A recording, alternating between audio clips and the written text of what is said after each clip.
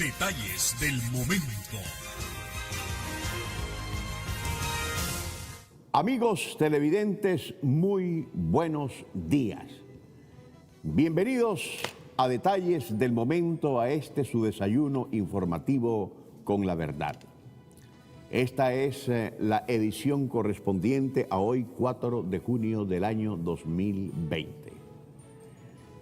Les hago las recomendaciones importantísimas de todos los días.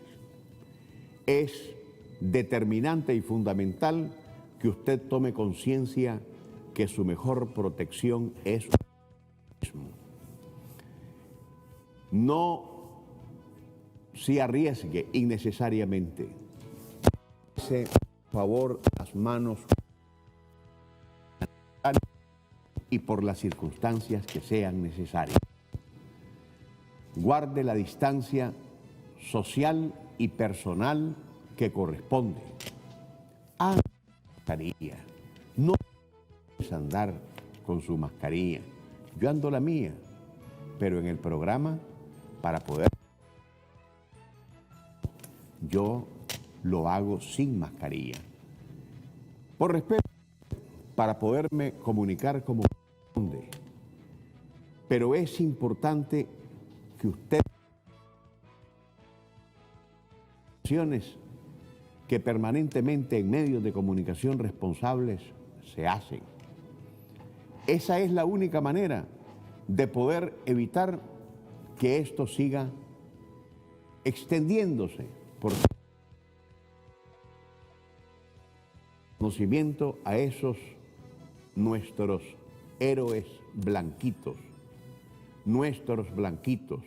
los médicos, las enfermeras, que desde los centros hospitalarios están dando todo, haciendo honor al juramento hipocrático.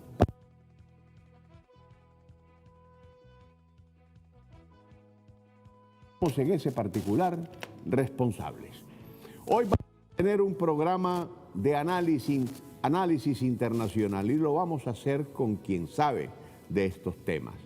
Estaremos conversando con Cairo Amador, analista internacional. Respeten a los muertos. Hoy por hoy, mucha gente que se está yendo al destino final, al que todos iremos mañana o pasado mañana, pues es la única certeza que de la vida podemos tener. Se muere en el planeta. Y no importa cuál sea la causa, al final, los que vamos quedando decidimos, como si fuésemos forenses, que a quien murió se lo llevó el coronavirus, el COVID-19, o como usted le quiera llamar. Nicaragua no es ajena a ese fenómeno, sino que además en una sociedad tan polarizada como la nuestra, la maldad está ojo avisor y pendiente de cada famoso que muere para anunciarlo no solo en primicia, lo que les demanda una especie de competencia entre los que desde su especie están en ese rollo, sino que también lo hacen con profunda alegría. Si quien se despide es un sandinista, y esa actitud entristece, porque cuando se reacciona así, se ofende no solo a la familia doliente, sino que a la sociedad en su conjunto, que adolorida ve con lástima a quienes el odio les arrancó el alma. Aquí, cuando cualquier parroquiano puede morir porque lo atropelló un carro, porque se cayó de un caballo, porque le dio un infarto, porque se le subió el azúcar, porque tuvo una hipoglicemia, por un derrame, por un infarto o por lo que sea. Pero si el muerto es sandinista, entonces murió de coronavirus. Esta pandemia que afecta al planeta es una especie de lepra que según los estudiosos oposicionistas está hecha únicamente a la medida de los sandinistas. Es decir, aunque ésta no distinga y afecte a flacos y gordos, a altos y bajos, blancos y negros, peludos y pelones, ricos y pobres, cristianos y ateos, cultos y no letrados, en Nicaragua únicamente aplica a los sandinistas. Y entonces hay que alejarse de los sandinistas, porque solo los sandinistas te la pueden pasar. Yo francamente me quedo asombrado de tan bestializada conclusión, porque según el oposicionismo en sus filas, ya todos están inmunizados, con vacunas que aún no se descubren, y salados los sandinistas. Por no acceder a la vacuna, somos los únicos que ponemos los muertos. Y que viva y siga la fiesta. No han sido pocos los oposicionistas ignorantes que se han alegrado por la muerte de un sandinista, al que por añadidura le otorgan el acta de defunción por coronavirus, como si ellos, que definitivamente no saben nada del poder del karma, estén a salvos de ser alcanzados por la peste. A mí me revuelve el estómago que alguien se alegre por la muerte de una persona, independientemente que sea sandinista, liberal, conservadora, socialdemócrata, socialcristiana, socialista, comunista, adorador del diablo o cualquier otra cosa. Una persona es una persona. No es un objetivo para el odio o para la hazaña por la cual alguien pueda hacer fiesta por la muerte de un ser humano. Mañana el turno me va a llegar a mí y no dudo, desgraciadamente, que habrá quien se alegre por mi muerte. Pero tengan la seguridad que cuando lo celebren, incluso en el propio círculo en donde se encuentra este tipo de malas personas, los van a censurar. Porque menos mal, tan oscuro sentimiento solo puede habitar en un cuerpo podrido por el odio, el mismo que no los deja vivir en paz. Estos tipos de los que hablo no solo se alegran porque muere un sandinista, sino que además en la perversa intención te dicen que el coronavirus únicamente está matando a sandinistas, que el FSLN se está quedando sin sandinistas, porque todos están muriendo y se están yendo. En las filas del oposicionismo ha muerto mucha gente en los últimos días. Y nadie en el sandinismo ni ha celebrado ni ha dicho que las razones son atribuibles a la pandemia. Porque de este lado, donde habita el bien, no hay maldad que disfrute con la tragedia ajena. Tampoco de este lado somos quienes para determinar la razón de la muerte de esas personas, a las que esperamos estén descansando en paz y deseando a los familiares dolientes que Dios les dé la fuerza y la resignación para soportar la ausencia de sus seres queridos. En estos días es imposible obviar que grandes sandinistones, muy conocidos por ser funcionarios, parlamentarios o ediles, a los que traté personalmente por andar en este camino del periodismo, se han ido. pero también se han ido otros sandinistones, no tan conocidos, de esos héroes anónimos que abundan en el FSLN, y también se han ido aliados que sin militar orgánicamente en el partido de gobierno amaron y apostaron intensamente a la prosperidad y al desarrollo de este país, involucrándose en cuerpo y alma al proyecto noble de sacar adelante a la patria. Y varios de ellos seguramente murieron a causa del coronavirus, pero eso no los hizo ni los hará menos hijos orgullecidos de esta tierra. ¿Por qué cuando muere un sandinista el impacto se siente más? Simplemente porque pesan más, porque tienen historia, porque unos muertos en el fragor del combate y otros sobrevivientes en el presente son al final los constructores del futuro. Son en su conjunto una epopeya, una odisea marcada con una mística singular que los hace diferentes, que los convierte en una familia multitudinaria donde por predominar el compañerismo y la solidaridad, cada uno de sus muertos es un factor de leyenda que les inspira un respeto que trasciende a los que aún vivos son tratados con veneración, no solo por la edad, sino por la sabiduría, por la capacidad política y por una convicción ideológica que solo se forma a través del insustituible poder de la razón.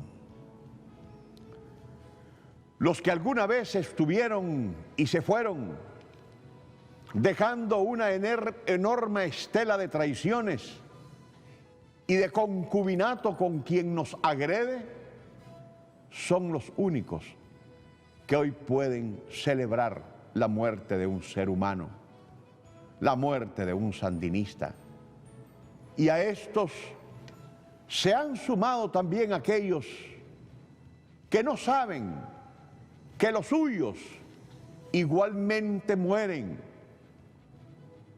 pero nadie se da cuenta de ello porque sus muertos en vida nunca hicieron nada, nunca se expusieron, nunca fueron a la calle a rozarse, a platicar con la gente, a conocer de los problemas en la comunidad, a palpar las necesidades desde el terreno y en consecuencia no se infectaron. Porque son de esos que jamás arriesgaron ni arriesgarán nada, porque para ellos siempre será más fácil y conveniente meterse en la cuarentena que quieren recetar a los demás, pero no para que nos protejamos, sino para que, estando todos bajo esa misma condición, ellos puedan sentirse más relajados en sus fastuosas mansiones para justificar su eterna vagancia, sin preocuparse por trabajar, porque de todas formas tienen fortunas lo suficientemente amasadas como para ver los toros de largo, deseando que quienes hacen se equivoquen para después lanzárseles como perros rabiosos,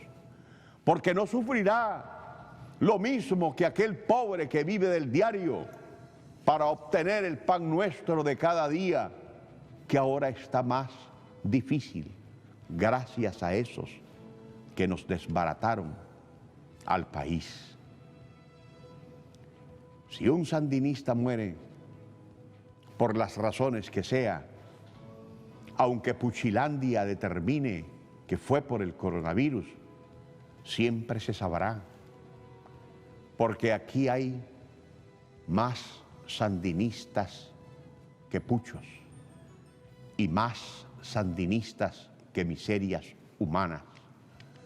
Por eso el sandinista no se ríe por el dolor ajeno, sino que celebra cada vida que salva, cada pan que lleva al pobre hasta la puerta de su casa, cada hospital que construye para sanar al enfermo, cada escuela que levanta para eclipsar con la luz del saber la oscuridad de la ignorancia, cada carretera o camino que abre para integrar al país, cada potabilización de agua que logra hasta el último rincón del país, cada torre de transmisión eléctrica que levanta para energizar cada hogar, por muy distante que éste se encuentre.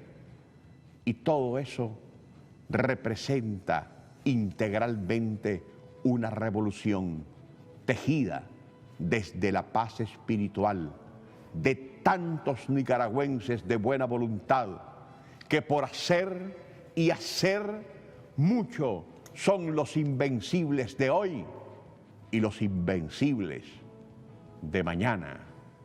Que Dios bendiga a Nicaragua. Me separo por un breve instante, pero a nuestro retorno, lo que pasa en el propio Estados Unidos, con el analista internacional Cairo Amador. Quédese con nosotros, ya volvemos. Gracias, amigos televidentes de Detalles del Momento, por continuar con nosotros. Me honra estar en nuestro acostumbrado set en este desayuno informativo con la verdad. Un especial amigo que tiene muy buena mano, porque Detalles del Momento todavía está aquí. Y lo digo y lo refiero porque Cairo Amador, a propósito de que el próximo 9 de julio vamos a estar cumpliendo el segundo aniversario de Detalles del Momento, fue el primer invitado a este estudio. Y en ese sentido, pues me place volvernos a reencontrar después de un tiempo, aunque ya estuviste antes, una segunda ocasión, pero esta es la tercera que está Cairo. Y te agradezco, Cairo, tenés buena mano. No, hombre, qué bueno, muy honrado de haber inaugurado este importante medio de noticias y de análisis y de opinión y de optimismo. Sobre todo en este tiempo, Cairo, yo creo que si no nos disponemos, vos sos un hombre de comunicación, tenés ese don de palabra y andás, y por eso te invitan a tantos programas. Y a mí me gusta escucharte porque trasladás esperanzas, trasladás ese optimismo que desgraciadamente por circunstancias que han maleado a nuestra sociedad, lo impiden que se desarrolle como Dios manda. Así es, así es. Y en esta ocasión vamos a hablar de un país que tiene un presidente que precisamente con esa cotidianidad ha hecho y ha tergiversado el sentido mismo de la comunicación. Y se jacta de ser comunicador. Y se jacta de ser comunicador. De manera que incluso su secretario de Defensa, su exsecretario de Defensa, ayer en una publicación en la revista Atlantic, hizo una larga carta recriminándole, incluso ya hizo un libro. Y además dice... Fue su última carta como funcionario de gobierno, ponerle sello. Sí. Y además dice, todavía tengo muchísimas cosas que hablar, pero por respecto al hecho de que estuve en el gabinete, no voy a hablar muchas cosas hasta que pase un cierto tiempo, probablemente la presidencia de Trump, pero tengo mucho que decir. ¿Ah? Al estilo de John Bolton. Al estilo de John Bolton, etc. Y en medio de todo esto, encontrás que en esa administración se inició, pocas veces, o yo creo que era la primera vez, por lo menos en este siglo, cantidad de generales en los gabinetes. McMaster, Flint, Mattis, John Kelly, todos generales de primera. Ninguno está actualmente en su puesto, ¿verdad? Todos renunciaron.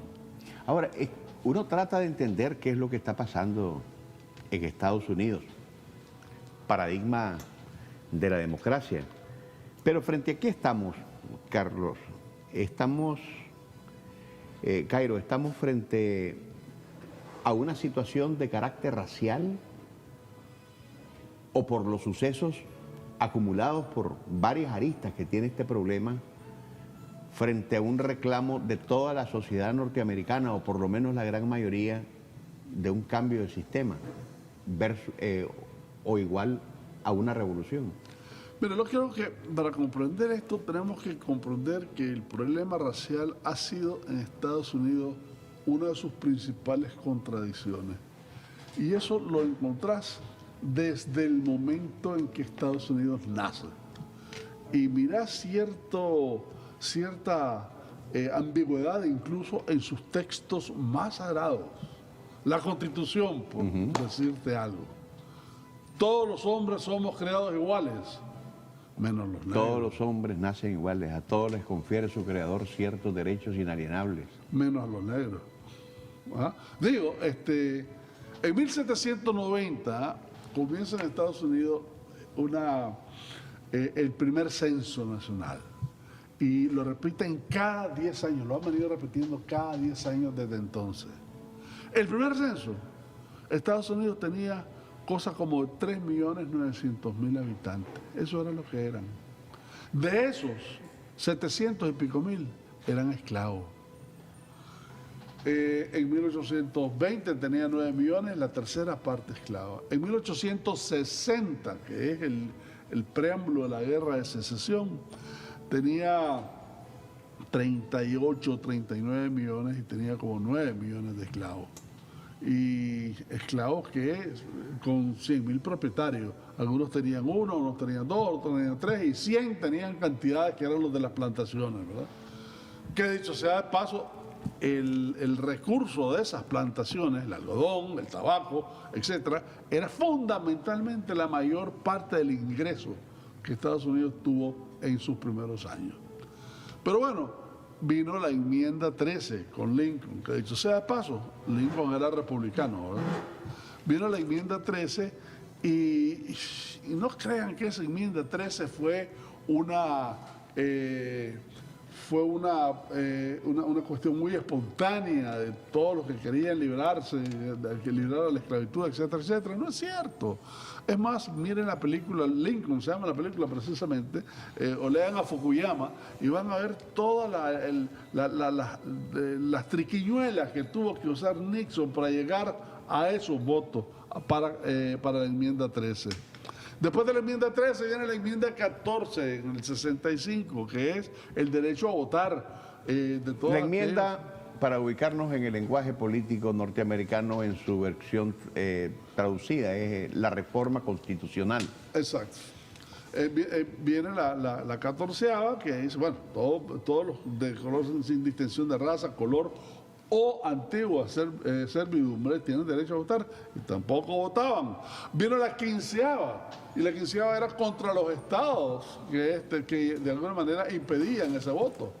Hubo toda una serie de votaciones, cargos menores, pero inmediatamente después, ya por el 75 en adelante, vino toda una serie de leyes que se llamaba Jim Crow. Y las Jim Crow eran leyes totalmente segregacionistas, expoliadoras del trabajo de los negros, excluyentes en todo el sentido de la palabra, en términos de salud, en términos de educación, en términos laborales, etcétera, ¿no? Al punto que en un momento determinado te decían, bueno, ¿tenés derecho a votar? Sí, tienes derecho a votar. Bueno, ok, perfecto. ¿Sabes leer? No lo sé. Ah, pues no puedes votar. ¿Sí sabes leer? Léeme entonces. No lees las suficientes palabras por minuto. ¿Dónde vivís? No tenés dirección fija, tampoco podés votar. No te has registrado, no votás. O sea, cantidades de impedimentos para que votara la gente. Votaron hasta 1965. 65. Después del acta de derecho al voto y de los derechos civiles en general que hizo Johnson. Y desde entonces, a través de la historia, los negros siempre han vivido en guetos. Pero antes de eso, los han determinado así. Pero antes de eso, en esa integración social en 1955-56, una señora de 60 años que se sentó en un bus público, en un lugar reservado para los blancos, la sacaron a patada. Se llamaba Rosa Parks y fue la que comenzó todo un movimiento fue famoso. Icónico. Y fue uno de los primeros movimientos de Martin Luther King. Dilató 381 días el boicot que le hicieron a los buses en Montgomery, creo. Y a propósito de eso, Cairo, el alcalde de Nueva York, rechazando la imposición que Donald Trump quiso hacer del ejército en Nueva York, hizo un recuento de que no es un asunto de George Floyd nada más. Antes existieron cualquier cantidad de George Floyd. Todos los años, por lo menos, hay 300 a 400 personas asesinadas por la policía de Estados Unidos, de color, ¿verdad? Y de una forma brutal. Y de una forma brutal. Y te estoy hablando de ese tiempo, y te estoy hablando de Martin Luther King, que comenzó por ahí, y te estoy hablando de la primera manifestación multitudinaria alrededor de eso, que es la manifestación de Selma. Y te estoy hablando después que llegamos al 68, y el 68 es un año muy icónico, ¿verdad? El 68 muere Martin Luther King. Y se levantan 110 ciudades. Pero atención, no era la primera vez que se levantaban las ciudades. Harlem se viene levantando desde 1912, 1914, 1925, 1926, hasta con Saki Vanzetti en 1927. Dicho sea paso, 26 y 27, alrededor de 2 negros puertorriqueños en Harlem. Después viene Watts, después viene Chicago, después viene Arkansas, después viene etcétera, etcétera, etcétera, ¿no? Y en cada una de esas hay cantidades de muertos que nunca se dijeron, como que se invisibilizaron. Y llegamos entonces a esta situación en donde este señor Floyd es precedido por Eric Craig, es precedido por otra señora que se me olvidó, Allison, y es precedido en los 90 por nada menos que aquel señor Rodney King, que fue muy famoso. Y más famoso fue todavía el hecho de que los 2 policías que lo mataron los absolvieron. De manera que esto es un continuum, está en el imaginario colectivo, está una visión negativa de los negros con respecto a sus derechos fundamentales que les han sido negados. Debo decir alrededor de esto también que hubieron mucha gente de color que efectivamente ha llegado a puestos interesantes. Me interesa sobre todo contarte lo de Condoleezza Rice. Mientras tanto, estábamos pasando las imágenes de violencia que no son conducentes, pero son una realidad, una expresión de protesta de la gente que se siente devastada y acorralada por la pérdida de sus derechos. Pérdida, no, es que nunca los han tenido. Sí. Estaba hablando con Condoleezza Rice, porque Condoleezza Rice llegó a ser secretaria de Estado. Morena. Sí. Pero cuando tenía 9 años, 8 años, estaba en la iglesia de Birmingham cuando la incendiaron. Ella estaba ahí de niña. De manera que, bueno, tuvimos a Obama como presidente, etcétera, e inmediatamente de Obama todo lo contrario, pero más que lo contrario con Trump, ¿verdad? Que tuvo una excelente oportunidad para tener un lenguaje más o menos equilibrado en Charlottesville. Pero Trump te dice que nadie, ningún presidente... De los 100.000 y pico muertos que hay en Estados Unidos, la relación entre un afrodescendiente y un blanco es alrededor de casi 3:1. Ya eso es bastante. Y entre otras cosas, ¿por qué? Porque antes de la pandemia ya existía una exclusión fundamental de latinos y de afrodescendientes que no tenían acceso a la seguridad social en Estados Unidos. Más de 26 millones. Y encima de eso, la tasa de mayor gente diabética, la tasa de mayor gente con fallos en los riñones o de ataques al corazón o enfermedades coronarias, La comunidad negra. Es la comunidad negra. Y aparte de eso, la mayor parte de la población penitenciaria también es negra. Ahora, y sobre todo así negra. Y te cuento, en un momento determinado, Estados Unidos tenía la población penitenciaria más grande del mundo, más de 5 millones. Cairo, esta protesta que se está generalizando por todos los Estados Unidos y más allá, porque en Europa hay expresiones de rechazo a esto, el Papa se ha pronunciado, se juntó con una serie de elementos, la crisis pavorosa económica de los Estados Unidos, 40 millones de desempleados y la pandemia. ¿Qué te dice todo esto de cara a un proceso electoral que se viene en Estados Unidos? Y te agrego algo más. Dijiste lo económico, la economía está peor que en la gran recesión del 29. Dijiste desempleados, jamás en la historia ha tenido tantos desempleados Estados Unidos. La pandemia, por supuesto, primera vez en esa circunstancia. Y es el foco endémico del mundo. Y es el foco endémico del mundo. Que además ha cambiado, y este es el asunto, ha cambiado el giro de su discurso. En enero, febrero, Estados Unidos estaba trabajando íntimamente con los chinos. En febrero, Xi Jinping era lo máximo. Ya en marzo, que comenzó, era el virus chino. Después, ahora es el virus de Wuhan, ¿verdad? Y así sucesivamente. De manera que encontrás que ha sido una... Y a eso le agregas otra característica mayor de Trump. Siempre le echa la culpa a alguien más. Y en este caso le está echando la culpa a los chinos de la pandemia. Y está incluso hablando de que hay elementos de izquierda anárquicos que están fomentando la violencia. O sea, la violencia no tiene sus propias razones de marginación histórica, de explotación, etcétera, ¿verdad?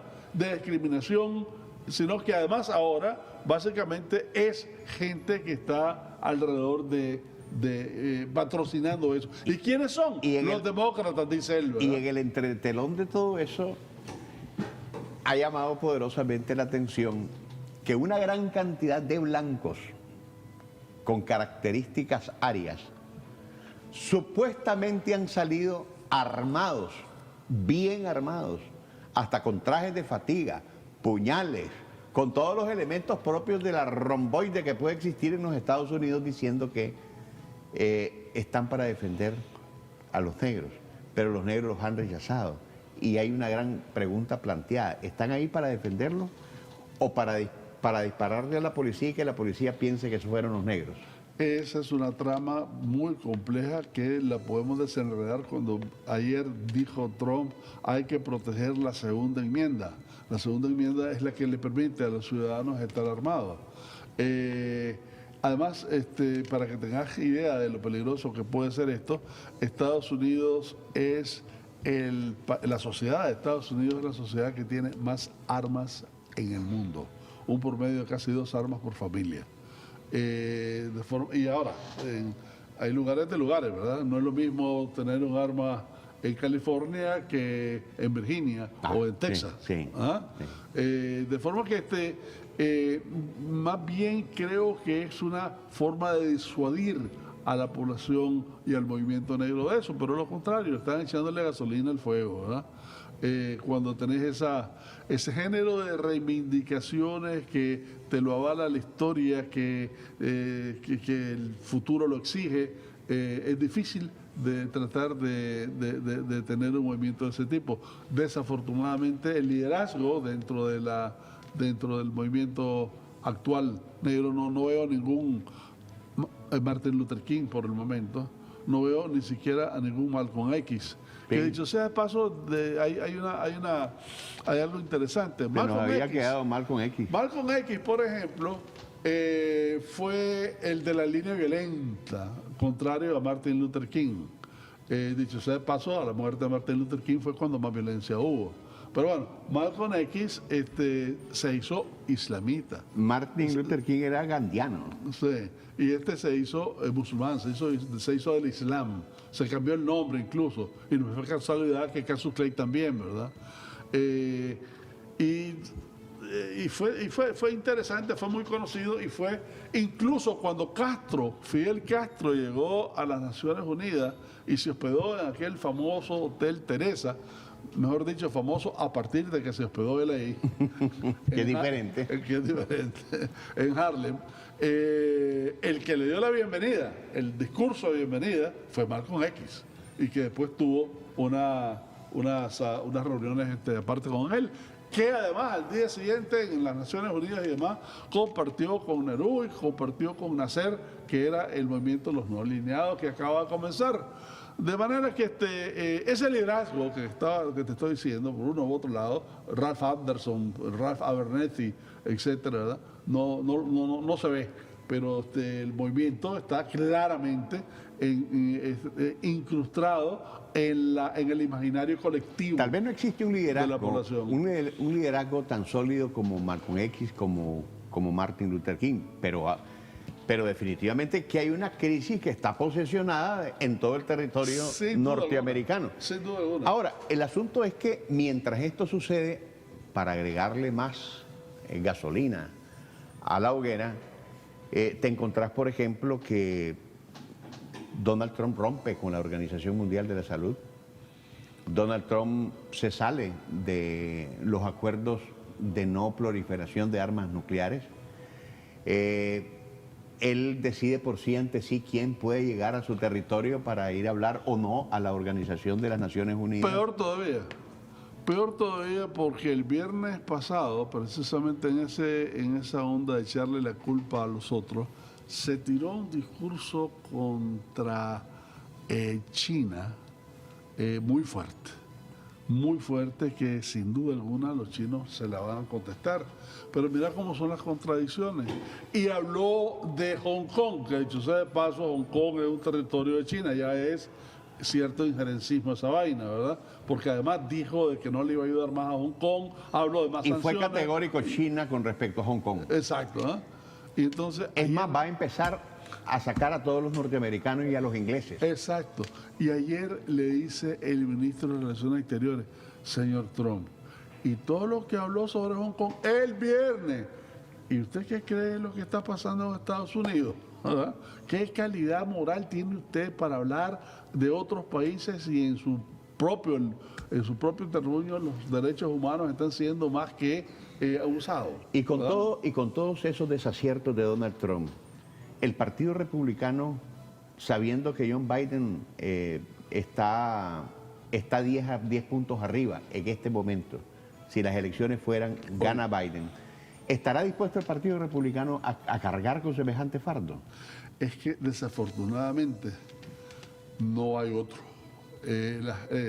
Cuando Biden comenzó, habían 14 demócratas alrededor de eso, ¿verdad?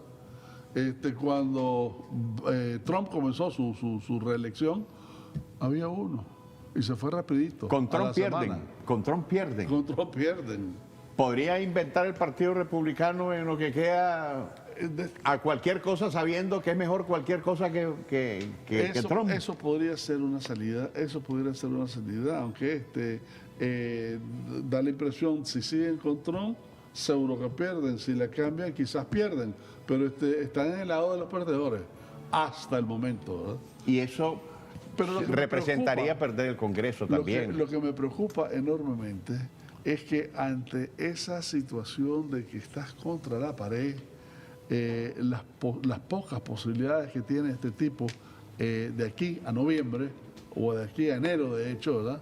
Puede ser algo que puede perjudicar enormemente el mundo. Cuando vos hablaste de dónde se ha salido, te recuerdo, se salió del Tratado de los Cielos Abiertos, se salió del Tratado Nuclear, se salió de la WHO, de la cuestión de la salud mundial, se salió de la UNESCO, se salió de los derechos humanos cambio con Bachelet, climático. se salió del cambio climático, se salió, o sea, y en la WTO, que es Solo de la OEA comercial, no se ha salido porque le funciona. lo de la comercial, la parte de la organización comercial, tiene la posibilidad de nombrar a 2 personas norteamericanas para que esa institución funcione. La OMS, la OMC.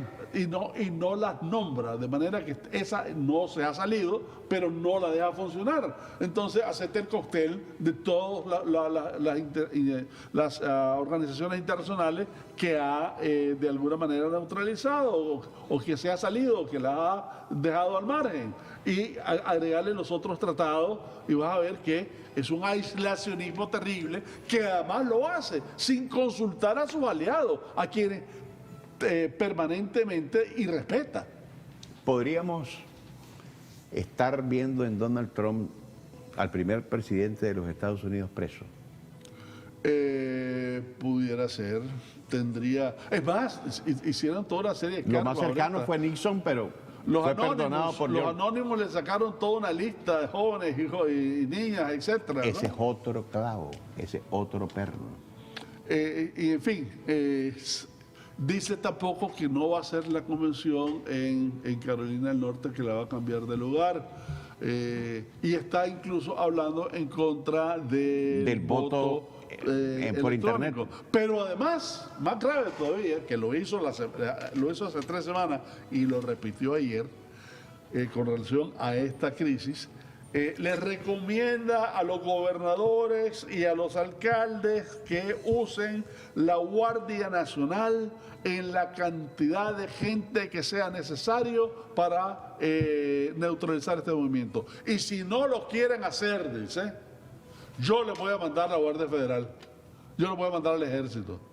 Con lo que por segunda vez... Pero viene lo del el secretario de Defensa de los Estados Unidos y le dices, no señor, eso no se puede. Exacto.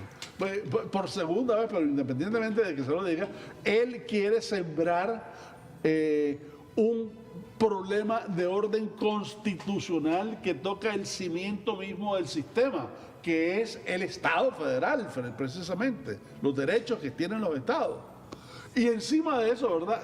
Su secretario de Defensa le dice, eso no se puede, ese rol Pero al es final, para casos excepcionales. al final, Cairo, el sistema está siendo presionado por Donald Trump, pero también está siendo presionado por la gente que protesta. Claro, mira, y eso del sistema que estamos hablando, de la ley insurreccional, se usó la primera vez en 1954 con Dwight Eisenhower, y que fue para proteger a unos niños negros que fueran a una escuela blanca. Eso es muy diferente. Pero eso fue la primera vez que se usó, ¿verdad? Bush lo usó en otra ocasión para defender una situación de un determinado estado. Pero la verdad es que en este caso está siendo incluso aislado en su propio gabinete, de donde ya sacó al secretario de Defensa, donde ya sacó al general Kelly, donde ya sacó a McMaster de la Agencia Nacional de Seguridad, etcétera, etcétera. Está casi como un avión en barrena. Cuando todo esto pase, Cairo, cuando la pandemia en algún momento encuentre la vacuna, bueno, ya Rusia dice que la va a empezar a implementar en su propia población, va a tener que haber un reordenamiento de todo el planeta. Me refiero a que con este problema interno grave, porque está pasando la administración Trump. Y externo. Y externa también. Bachelet hasta ayer manifestó con altas, claras voces que se están violando los derechos humanos en los Estados Unidos. ¿Cómo va a quedar Estados Unidos? Mira, y te agrego, cuando Trump reconoce a Jerusalén como la capital de Egipto, es otro golpe al sistema internacional y es fundamentalmente un golpe bajo a los palestinos. De manera que Que no se la van a perdonar. para que tengas el cuadro completo y otros más, ¿verdad? De manera que hay que restablecer, hay que restañar las heridas en el sistema internacional. Llegó un punto en que Merkel y Macron dicen ya no podemos contar con Estados Unidos, tenemos que hacer un ejército nuestro que nos defienda porque con Estados Unidos ya no se puede contar. Y estás hablando de los mejores y más íntimos y más fuertes aliados de Estados Unidos. Estamos en una nueva Guerra Fría. Estamos en una situación totalmente que pretende regresar a una Guerra Fría, por supuesto. Pero hay una posición muy contundente de China, de Rusia y particularmente de Irán, que le tocó aquello que te conté a los gringos con el asunto de los barcos en Venezuela. Bueno, acordate también de que Irán se retiró del pacto que tuvo con Obama, ¿verdad? No hay acuerdo nuclear. El New York Times antier sacó un artículo en donde habla de que la correlación de fuerzas que Estados Unidos jugaba en el mundo cada vez es menor. Y ese famoso, regresemos al América Primero, ese América Primero es cuando había más racismo, cuando había más discriminación. O sea, se está aislando y hoy por hoy es uno de los presidentes que menos simpatías tiene en el mundo. Cairo, el tiempo lamentablemente nos ha vencido. Sos un devorador de libros. Llévate este regalito, Celedón Vida y Legado, del doctor Wilfredo Navarro Moreira. Y para cuando estés en tu oficina, en la Comisión de Paz, Verdad y Justicia, llévate esta tacita para tu cafecito respectivo. Y muchísimas gracias, Cairo. ¿Tu mensaje final? Hombre, yo creo que deberíamos de tener una visión un tanto amplia sobre lo que está ocurriendo en Estados Unidos y desafortunadamente yo creo que estos 3 meses que le quedan a Trump son 3 meses muy delicados, incluso para nosotros. Amigos televidentes, muchísimas gracias por su atención. Hasta mañana, si Dios así nos lo permite. Detalles del momento.